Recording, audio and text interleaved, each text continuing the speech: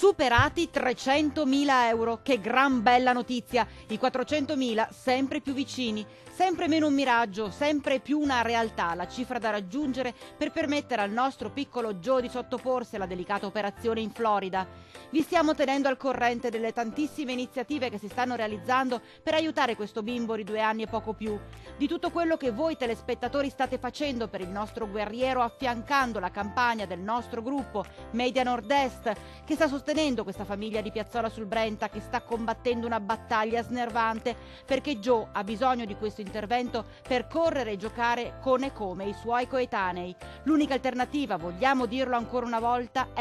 non sarebbe, e lo vogliamo sottolineare, l'amputazione della gambina destra. Questo piccoletto innamorato del pallone ha letteralmente conquistato i cuori dei fedelissimi duri e puri dell'FC Bassano, che si stanno facendo in 4 per il nostro giovanotto. Lavorare per un ragazzo che abbiamo conosciuto circa un mese fa,